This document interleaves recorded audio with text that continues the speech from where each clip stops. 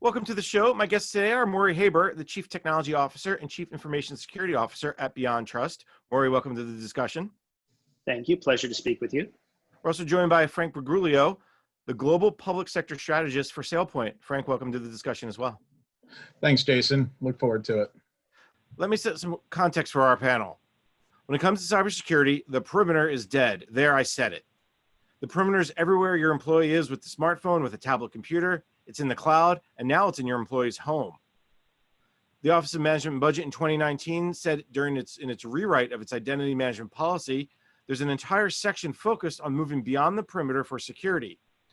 It says agencies must shift from simply managing access inside and outside of the perimeter to using identity as the underpinning for managing the risk posed by attempts to access federal resources made by users and information systems. To ignite adoption of this new mindset around identity, credential, and access management, for each agency must harmonize its enterprise-wide approach to governance, architecture, and acquisition.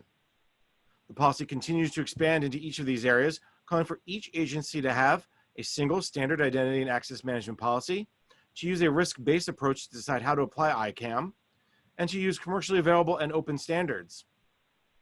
While the policy laid the foundation, the coronavirus pandemic is serving as the aha moment to illuminate why identity and access management is so important.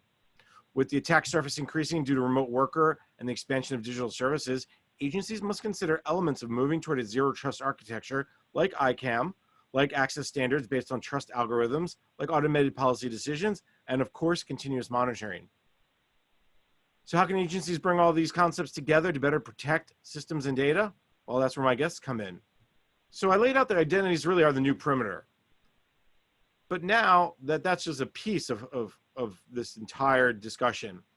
Maybe let me start with Frank and talk a little bit about, since you're the global public strategist, this idea of how identity is the new perimeter.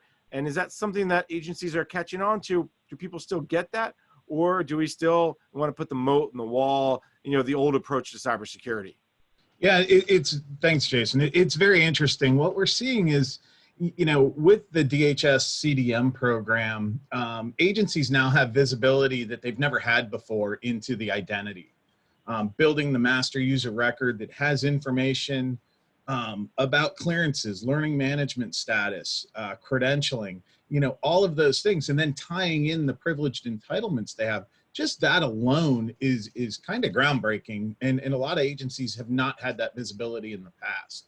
So that really is giving them the foundation to get to this next level and be, I will say, more prepared for what we're experiencing now with remote telework in our pandemic environment.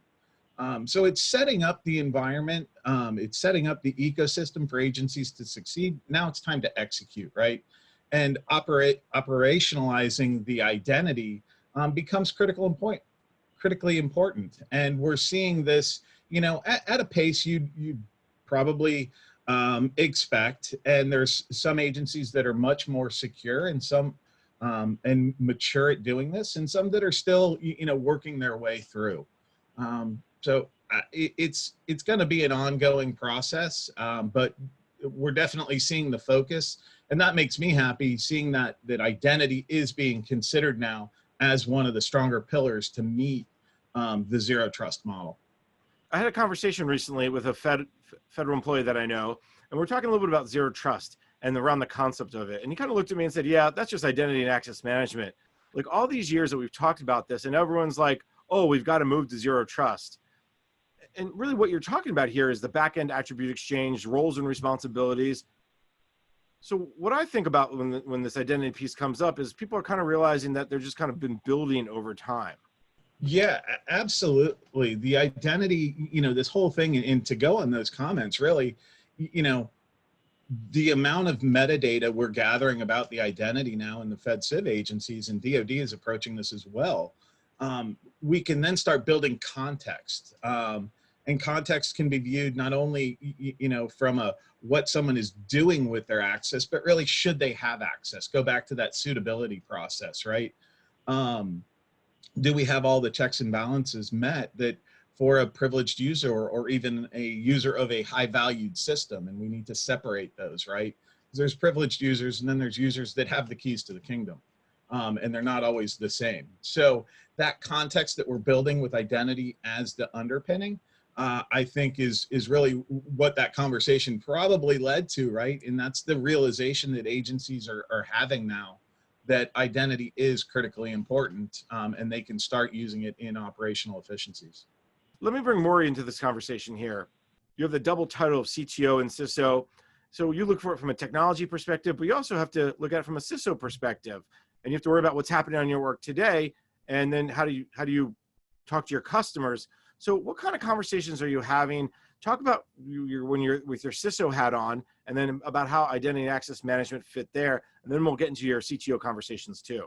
So as the CISO, I'm responsible for my own internal security and my cloud security. And to complement what Frank has said is you really have to start with the identity. And this is a concept that people tend to get wrong.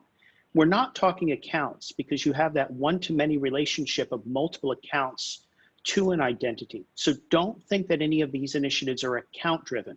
Think of the human persona, that carbon-based life form, or that machine identity that is out there doing some form of automation. You have to then map that to all of the accounts and then decide on the privileges, the access, the roles, the personas that then link it together. So as a CISO, one of the hardest things that I have and my peers have is actually building that map, understanding all of the places that you have an account, that you may have access to it, even if it's shared, which is not a good security best practice, or you're the owner of the account and the privileges assigned to it. One of the best things that you can do, and one thing that we strive for, at least internally, is to limit the number of accounts. Only provide one. Use technology like Active Directory bridging or cloud-based federation of identity management, so that when you have to report on an identity's access, you're minimizing the amount of account relationships and potential aliases to get a coherent perspective of what's really going on. The account piece you just talked about, I really do find fascinating, because I think so much of it has to have been based on this Active Directory model. And it's okay that you set up your Active Directory, and then you say, okay, that account is over here. But really what we're talking about is email. And that was so initially driven toward this idea of account.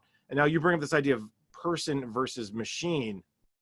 That account model being AD based is incredibly Windows centric. And we don't live in a Windows world, even though it is the dominant operating system. We have to deal with Linux, IoT, DevOps, automation, Macs, a wide variety of systems. And that account can be a username. It could be obfuscated with some type of reference ID, or it even can be your email address. Think about how many places that you log in with actually your email address identifying you as your account. So AD, great technology. It's starting to show its age.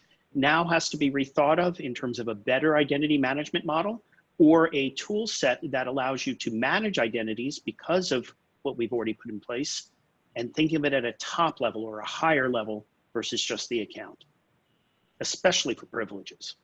Maury, also bring up this fact that you also are the Chief Technology Officer's hat. Switch your hat. Walk me through a little about when you have conversations with agency CTOs, and as you're looking at the broader community about how people are talking about identity and access management, whether we're today or 5 years from now, what are they looking at? So as a security basic, when we have conversations, I always ask the 101 type question, your security 101 question. Do you have an inventory? And they always think asset. I know where my laptop is. I know where this server is. I know what this application is, and I stop them. And I ask, do you know your inventory of identities, accounts, users, automated and interactive? And a lot of the times the discussion becomes, no, I don't. So you need a good discovery mechanism, if you can do it automated, or a good process to actually do that. As surprising as it sounds, HR and even your expense systems have great inventories of what people are purchasing, what expense reports they may have, to at least get you to that top level of what that identity is. And then you can use other tools to drill down to all the accounts and associated pieces. But you got to start with security basics. If anybody is out listening and knows that you got to inventory first, make sure your identity accounts and their access are inventoried as well. It always occurs to me when someone points out something so obvious, you've got to connect with your HR folks. You got to talk about this idea of using expense reports, because everyone gets hired, everyone kind of submits the expense reports, everyone's got to get paid. And I think that's actually a great place to start, because so many times the technologists, and Maury, I'm going to blame you for a second here. you always want to start somewhere else, and you don't go to the HR folks. So let me bring back Frank in here and ask Frank this conversation too. What Maury was saying here is people are starting to understand that it starts with the users and who's on your network, what they do on your network. So walk me through a little bit about this, the idea of setting up this governance model around identity and access management. Right. Yeah. So, we can take the CDM use case really for what we've done for the agencies over the past couple of years. And it was all about connecting to the right authoritative data to understand who's on the network.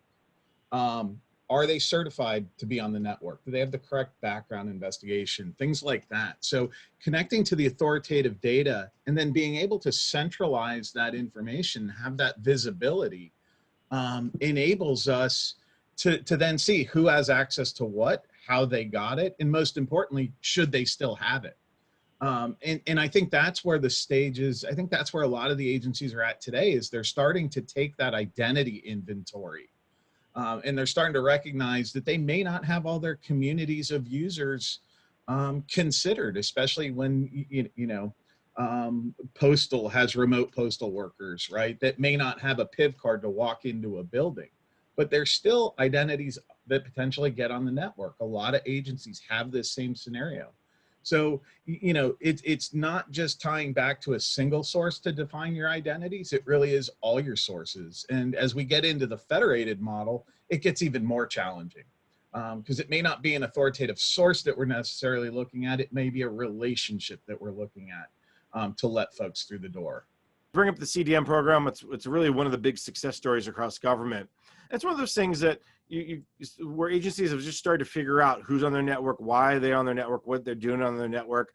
Frank, do you get a sense that this is, if you go back in time, and I go back to 2005 with HSPD 12, and I know I'm bringing you back all the way to the good old memories, the good old days, I know, but it wasn't really until agencies really started to use this CDM approach to the OPM breach that there's this whole different discussion about what identity management is and where it's going. Do you think that's why we're starting to talk about things like zero trust today, because of the foundation laid by CDM and some of these other things?